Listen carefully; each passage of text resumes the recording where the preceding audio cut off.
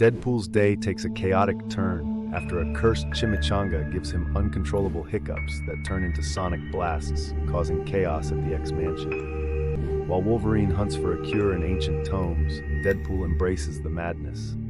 Using his hiccups, he becomes a human cannonball, stops a bank robbery, and gives Colossus an accidental massage.